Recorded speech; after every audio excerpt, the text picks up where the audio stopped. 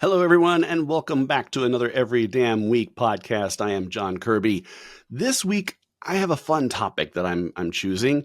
I have been reading a book. Actually, I've been reading it for a while now. It's been out for about a year and a half, I think. A book by Dr. Benjamin Hardy and Dan Sullivan called 10x is easier than 2x. I have the hardback version and I also have the audio book. I prefer the audio book because in the audio version at the end of every chapter, Ben Hardy and Dan Sullivan sit down and do a mini podcast summary of each chapter, and it's fantastic. And I have enjoyed that every single time. But I want to share this book today from the perspective of a dad. So, what can you learn about 10x is easier than 2x as a dad, and how can you apply it? Um, as a dad, we tend to have to juggle a million things at once. We have to juggle kids. We have to juggle their activities, their studies, and we have to juggle being there for our spouse and supporting her. We have to juggle a job, and then we have to juggle taking care of ourselves. But that is a very difficult thing to do and to balance that. But what if I told you that aiming for improvement and for 10 times the amount of improvement in your life will actually be easier than trying to just double your efforts?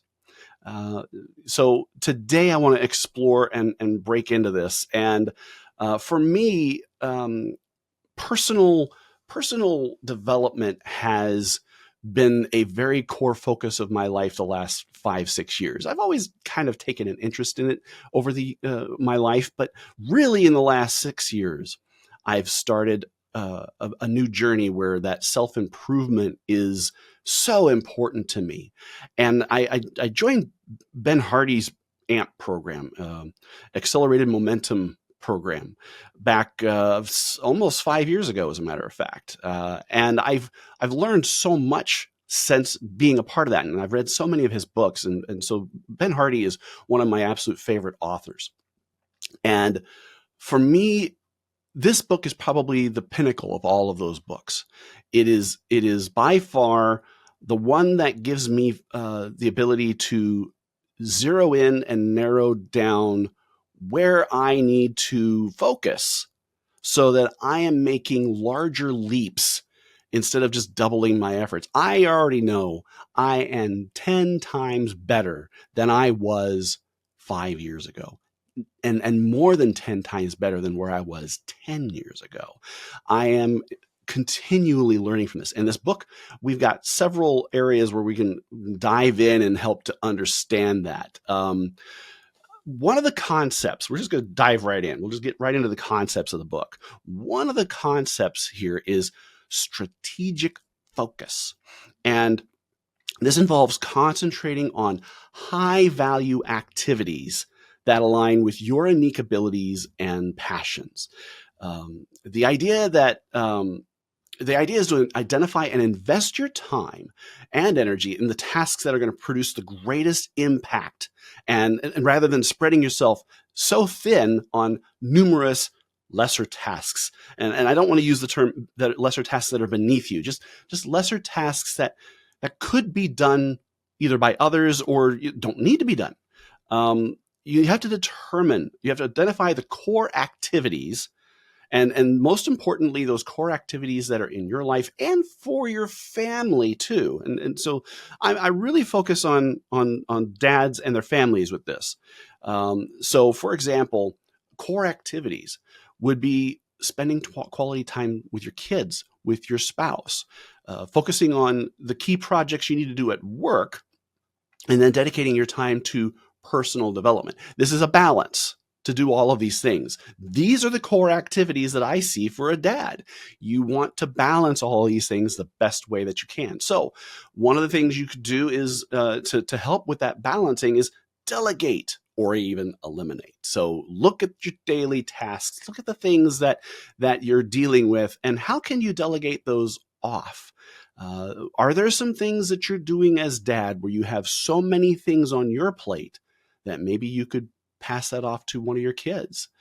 Is there a chore that you're doing that you could hand off. One of the chores I used to hand off was mowing the lawn. And that was my son Jacob's job. Well, then he graduated and went to the Marines. My next youngest son is only 8. He doesn't know how to run a lawnmower yet. He doesn't understand that. So unfortunately, I can't delegate that. Now, if I had the money, and I don't, because it's so expensive nowadays, thank you, to the economy and inflation, but I could pay someone to come do that for me. So that would be a form of delegation. I don't, so that is a job I still have to do right now. And it's a core activity, but it's also something for me too. I actually take pride in getting my lawn manicured and my yard looking really nice. So for now, this is one I keep, but I do intend to delegate this to my next oldest son, the first opportunity I get. You could be doing the same thing if you're in a position at work to delegate tasks off your plate. Is work taking up too much of your time and interfering into activities where you could leave work and then spend time with your family? Delegate, get those off your plate so you're able to have less time at work and you can focus and get things done. Use tools and techniques to maximize your productivity, especially for high value tasks. This could mean setting specific goals for family activities and using, finding productivity techniques for the work tasks that you have.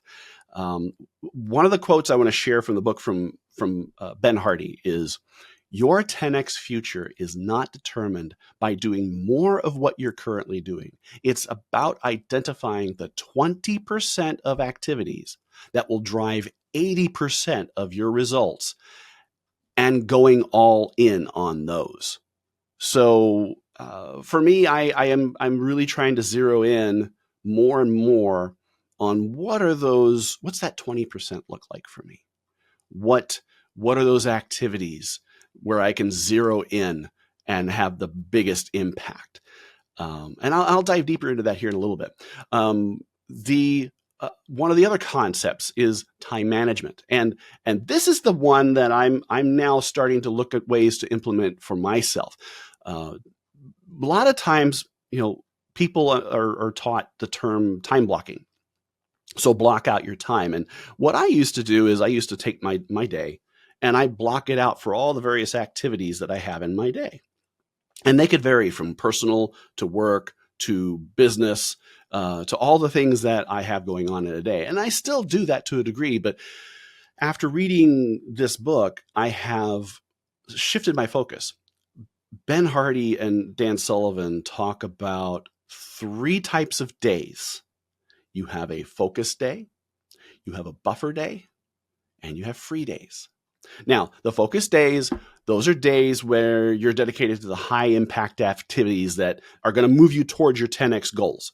So on those days, you're going to concentrate on tasks that align with your unique abilities and provide significant value. Then you have buffer days. Now, the buffer days are actually your preparation and planning days.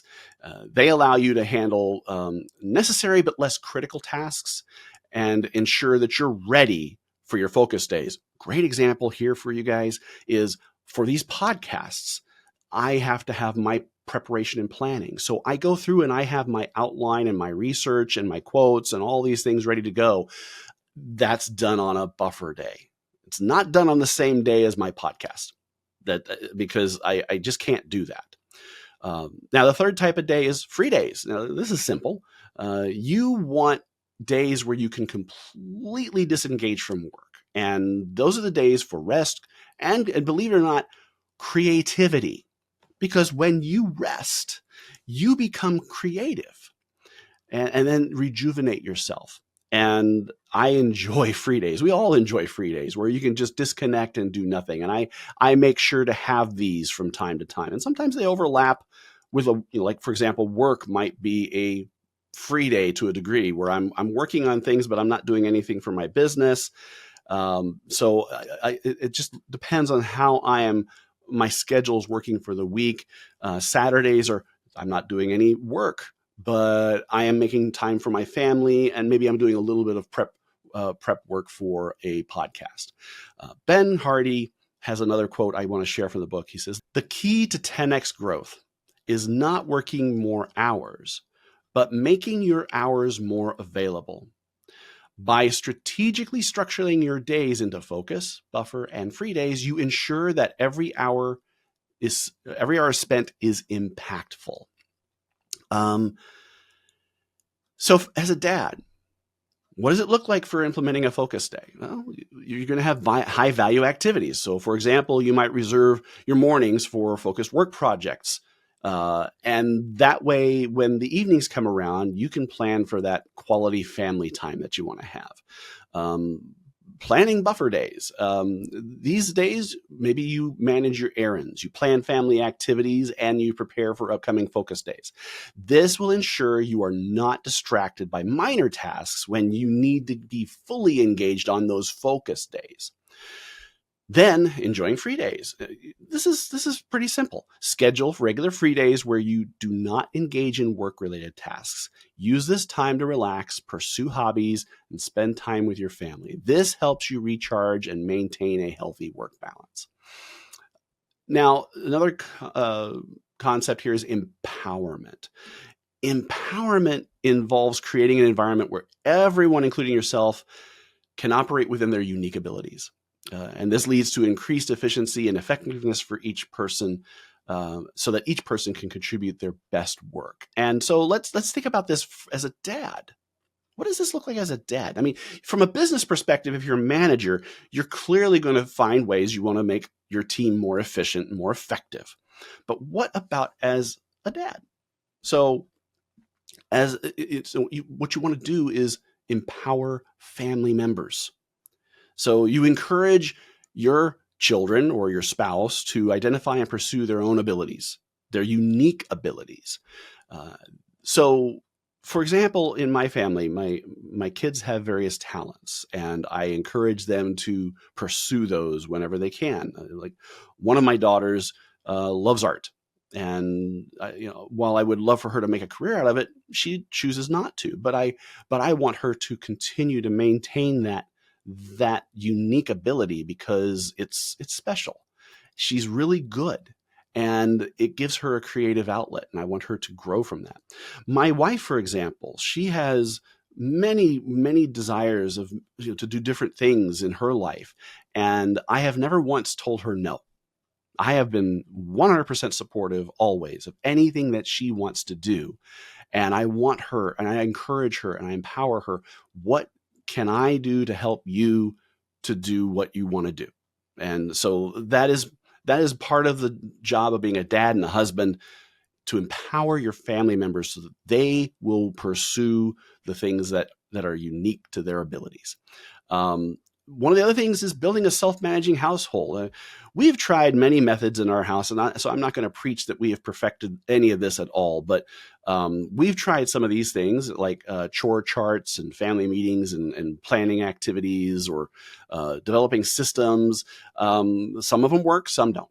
And it just depends on the family. So these are some ideas on how to build a self-managing household. And to a degree, with where we're at now, we're pretty much there. We have things mostly managed, and every now and then the machine gets something thrown into it that breaks it, and we have to sit down and readjust. But for the most part, we manage a self-managing household pretty well, I think. Personal growth. This is one thing that everybody should be encouraging their children and their spouses, and just find ways to help them to grow as individuals.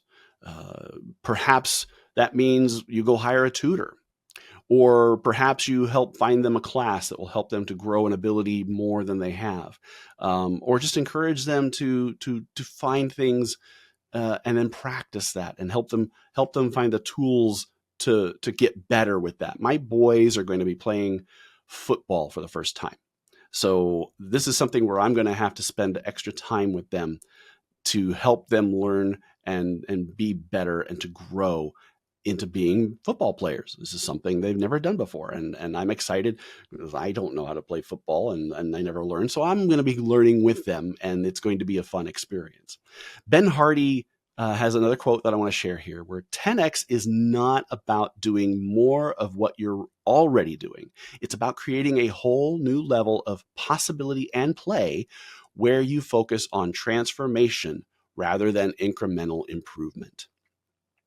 Another area is making a mindset shift, and in particular, making breakthrough goals. So the mindset shift involves moving from incremental improvements to aiming for breakthrough or 10x goals. And so this requires bigger thinking and focusing on transformative changes rather than small incremental steps. I take every damn day, for example. Every damn day is not about taking little steps. It's about looking at who you're going to be in 5 to 10 years. It's about envisioning yourself. Who are you going to be? And then keeping that vision all the way through and looking at the bigger picture, focusing on the bigger picture. I am focusing on being at around 199 pounds and able to lift 250 pounds in bench press.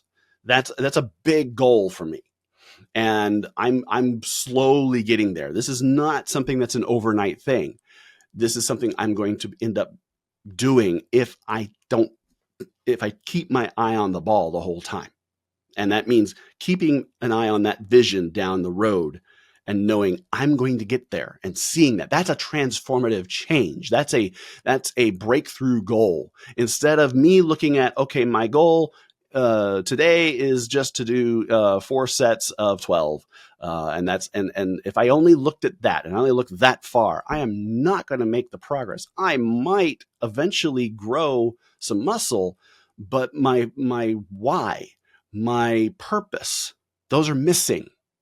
And to have those two things, the why and the purpose, that will help drive you towards your breakthrough and transformative goal.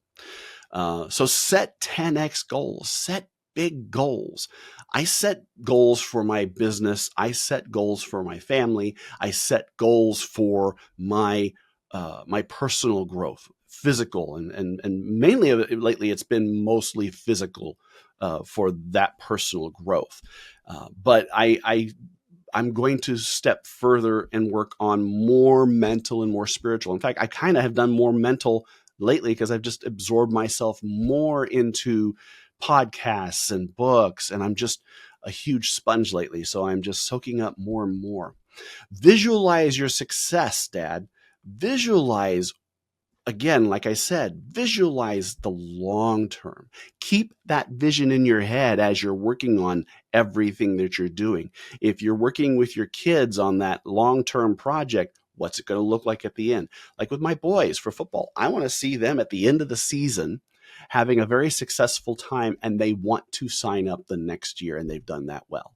That's a long-term goal. That's a 10x goal.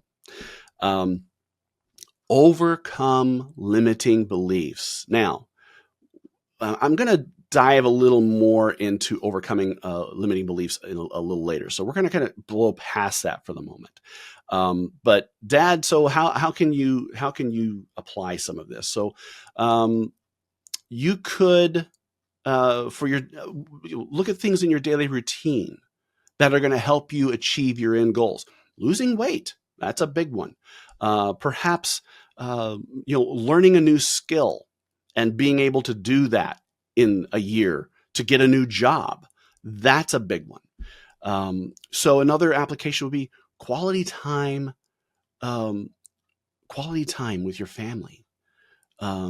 Discuss high value activities that you can do with them. And again, that personal growth, focus on the personal growth that you can do with your kids. All of these things are focused on aiming through breaking past those limiting beliefs and setting those goals that are going to drive. And I actually like to say pull you, not push, pull you to your goal. So what are some of the challenges that we face dealing with some of these things? So first one's time. I'm sure every single dad listening here is going, where am I going to find the time to do all this? That's a struggle we all deal with. I deal with that. And I will tell you right now, I haven't perfected it either. Um, Balancing work, balancing family, and personal goals is one of the toughest things that dad can do. And especially when you start incorporating the focus on high value activities, you start to wonder, how am I going to do this? Well, so some of the solutions: prioritize and schedule. And again, looking at the focus buffer and free day system, that will help you schedule your time more effectively. I think I'm finding that works pretty well for me right now. And I'm finding that as I'm focused on high value activities, the ones that are not high value, they take a lower priority, and maybe I circle back to them. Maybe I hand them off to somebody else. Maybe I find an automated tool that helps me take care of that. Again, find ways that will help you to focus on that 20% that's going to be your 80% of your growth. Delegate the tasks. I was just talking about that. Delegate your tasks to others, whether that's at work, or maybe delegate chores to your kids that they can help you out with things. But at the same time, with all this, for time, set your boundaries. I make it a point where at a certain time of day, at the end of my day, my work day, I'm done. Unless there's some emergency going on, I'm done. And I'm done because my next priority is going to be either my business at that time or my family. I've planned that. I planned and prioritized that. So that is where I'm setting my boundaries. That is getting pushed to the side, and now I'm working on this instead. One of the other challenges is lack of motivation. Yeah, motivation can be really tough, and staying motivated is difficult if you don't have the discipline. And if you haven't developed the discipline yet, then you got to start somewhere. So you got to start building the habits and the routines that are going to help you build the motivation. For me, motivation is no longer what I need to go to the gym. Discipline does the job. That motivation automatically happens because of the discipline. It's not because of motivation. Discipline creates motivation. Think about that. Visualize your success. So again, by visualizing keeping your eye on the ball, keeping your eye on where you're going, and never taking your eye off that is going to help your motivation. Set milestones. If you have this long 5-year goal to have a new career, and you don't have any milestones where you can measure and celebrate successes along the way, it's never going to happen. It's just not going to happen. You have to celebrate wins. You have to track and recognize where you gained and not focus on the gap. That's another book by Ben Hardy and Dan Sullivan, and they share this in this book, how that gap and the gain thinking comes into play here. Another thing for lack of motivation: accountability partners. I can't tell you how having an accountability partner when I first started Every Damn Day made the difference. Having a friend, a spouse, or a mentor that can hold you accountable is a great thing. And that is what helped me to do the first 2 years of Every Damn Day, is having that accountability partner. And I still have an accountability partner today in the form of my business partner for my businesses. We are accountability partners to each other. We are accountable for what we want to get done and what we want to accomplish to grow our businesses together. I am accountable now to myself for my workout routines because I've done it for so long now, and I've established enough of a routine. I am accountable to myself, but I still share my successes to my groups that I'm a part of, and they're my accountability groups, and I share my successes there. And that helps motivate me, because I don't want to show up to a meeting and go, well, I failed. I don't like doing that. Another challenge: overcoming limiting beliefs. This right here, we're now going to talk about this. This is one of the hardest things.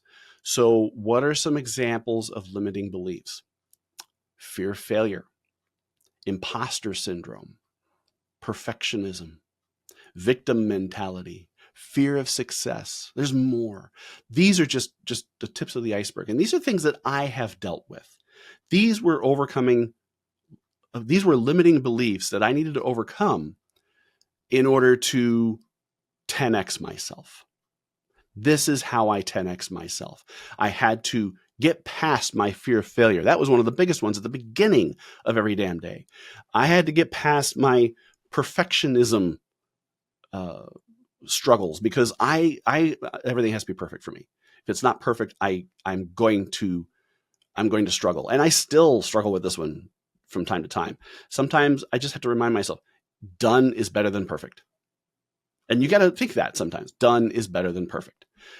Victim mentality was probably the biggest one of all for me, because I felt like I was a victim, felt like the world was out to get me, and it was never my fault. And that was a limiting belief that I had to get past to remind myself, oh, you bet it's my fault. I'm in control of my life. I know exactly what I need to do to get past these issues. And that is overcoming a limiting belief. So some solutions on this. Reflecting on past successes. This is gap and gain thinking that they talk about as well. Taking the time to reflect on your past achievements, on the things that went well, not focusing and dwelling on the things that didn't. So reflect on positive past successes. Positive affirmations, telling yourself and reinforcing your mindset that you're good enough, you're smart enough, and people like you. Remember that Saturday Night Live episode? That's positive affirmations, and remind yourself of the capabilities and those progresses you've made. Those are things that are going to help you tremendously. Seek mentorship. Find mentors who will help you achieve similar goals that they have already achieved. This is something that my friend was to me. He was a mentor. He had already achieved mental stability, and he'd already achieved some physical goals in his life as well. By having him as a mentor, that set me on my path to where I am today. And those people will bring valuable insights in helping you overcome your limiting beliefs, because they've already had them. They've already worked past them. They know that's what they're good for. Or a coach. Find a coach. Coaches will help you think of ways to get past your limiting belief. They don't necessarily tell you how to do it, because you need to come up with that on your own when you're working with a coach. That's the whole idea. Another quote from Ben Hardy in the book: the biggest obstacle to your 10x growth is not external circumstances, but your own limiting beliefs. Challenge these beliefs and reframe your mindset to see possibilities instead of constraints. The next challenge, balancing work and family life. Man, dads, we all struggle with this. This is one of the hardest things we have to do. We love our kids. We love our wives. We may not necessarily love our work, but we love the people that we come home to. And it is so important to want to make time for them and be valuable. There are some dads who struggle with this because they realize that work comes first. And I'll tell you right now, no. Work is a means to provide for your family's needs. It is a tool. Now, if you love your work, that's great. I'm not trying to say work is terrible. There are some things that, we all struggle with our jobs, but some more than others. But the fact is that when I end my workday, I'm there for my family. They're the people that I want to spend time with. They're the people that I want to be around. And I'm blessed to work from home because my family's here. They're where I work. And it's nice to get up and take a break sometimes and go talk to my family and take a couple minutes and share some things with them and experience part of their day with them. And that's a great balance, but not all of us have that. So how do you do this? Well, one thing you can do is create a family calendar. And we've done that. We've had for many years now. We've created a family Google Calendar that is shared by pretty much almost everybody in the family. Maybe missing one or two people. But everybody has access to the family calendar. So everybody knows, and it's important that we put in the calendar what we have to. I put in my haircut appointments. I put my doctor appointments. I put my travel schedule. My wife puts in the kids' appointments, what she has planned, her haircuts. I put in the movies that we're going to go see, or if I put in a time block, we're going to do this together. Everybody sees it. So when they're planning out their schedule, they can see, oh, that time is this person's not available, so I need to pick another time. It has worked. It's been a great thing, and it's on all of our phones. We all have access to this Google Calendar. It's just integrated as part of our lives, and it's really nice to be able to go, oh, I didn't know they were doing that today. I'm going to adjust. Quality over quantity. Focus on the quality time you spend rather than the quantity. Sometimes it's the type of activity that matters more. You engage in meaningful activities that can strengthen your family bonds, even if time is limited. Now, this is something that I did with my older kids many years ago as they grew up. We're sci-fi fans. We love Star Wars and Star Trek. And one of the things that I introduced my children to at a very young age, at around 8, 9, 10, was Star Trek: The Next Generation. Man, this is a almost 40-year-old show, but it holds up well. Maybe the first season doesn't. Maybe the first two. But it's such a great show that has great connective properties. So we connected as a family. The kids to this day love to go to sci-fi conventions with me and go see these stars from the shows they grew up watching.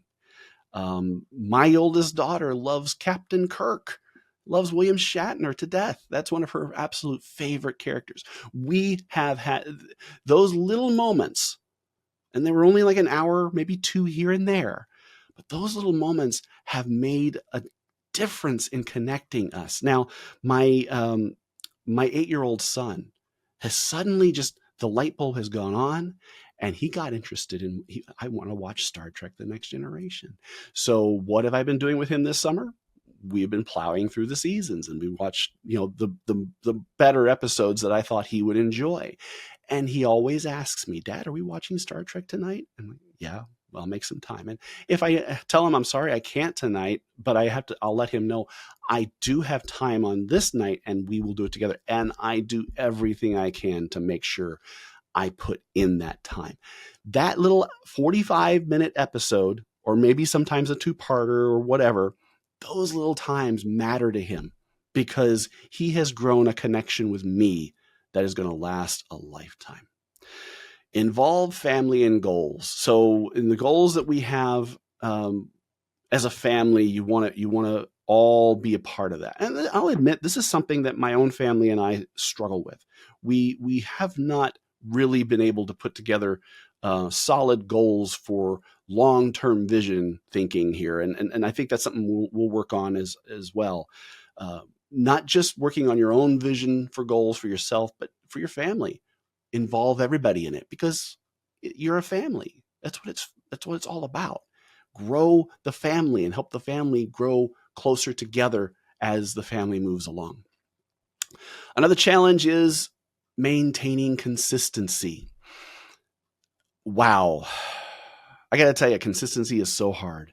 But my favorite quote, consistency is undefeated. The more consistent you are in pursuing your 10x goals, the easier the challenges will get. What are ways we do this? We establish routines. How do routines happen? Well, you start with habits. You create a habit, and then it becomes routine. Habits, they say, take 30 days. I disagree. I think it's 90 days. I think it takes you 90 days to develop a habit and 6 months to develop a routine. Why so long? Well, life is full of distractions now, more so than it used to be. You go back 20 years. We didn't have as much social media. We didn't have as much TV. It's so easy to fall into a trap. 90 days. Trust me, 90 days, you've established the habit. The routine is established in 6 months. what I recommend to people is get an accountability partner for your habit for 90 days. You get yourself a 90-day accountability partner, because once you establish the habit, the accountability partner is your crutch. You can kick away the crutches. You can then work towards the routine part, because routine translates to discipline. That discipline and routine connect at that point in time, because once you have discipline, you're undefeated. Consistency at that point is undefeated. Track your progress. Use journals, use apps. That could be tracking what you do from a workout perspective, or from what you're eating. I track every day with my Apple Watch what I'm doing, and I record that in my phone. I'll take images of it to use as a reminder of what I did every day. So I track my progress. Sometimes I will track my food, and I will do that to monitor what my calories are and the progress I make there. Flexible planning. Oh my goodness. Life happens. Life gets in the way. And if you're so set on your plans and something just comes in with a wrecking ball and wrecks them, well, you got to know how to adjust. So it's not the end of the world. That was me a long time ago. Something would come in and it would, and sometimes this slips in sometimes too, because old habits are hard to break. I would have my entire day planned out, and then something would completely wreck it. And I would then freeze. And then I get frustrated and I get angry and I start venting and losing my mind. But flexibility is one of the things I've learned, that, okay, life happens. It didn't go according to plan. Adjust. It'll get better. It will improve. Life is very unpredictable. And having a flexible approach will ensure that you can stay on track despite the setbacks that you might incur. Folks, this book right here, this book right here, I can't tell you how amazing it is. Like I said, I have read it 4 or 5 times now, listened to it in particular. And it's a game changer. It's written as a business leadership type book, really. But like I've said, I've taken today and I've applied it as a dad and to families. It truly will amaze you what you can learn from this book. And I don't recommend you read it once. I recommend you read it 5, 6, 7 times. Just read it once a quarter at least, to remind yourself of the concepts. They're so amazing. And the growth that you and your family will experience as a result of what you learn from this book, you will be amazed. I highly recommend it. Make sure that you pick it up if you haven't already. Folks, thank you so much for watching and making it this far. I really appreciate it. If you did make it this far, like what you see, and if you haven't subscribed, subscribe. I really appreciate all of those who follow me, and for everybody who has been a part of my journey these last 5.5 years. This has been amazing, and I can't tell you how much I love all of you. Thank you. We'll see you next week.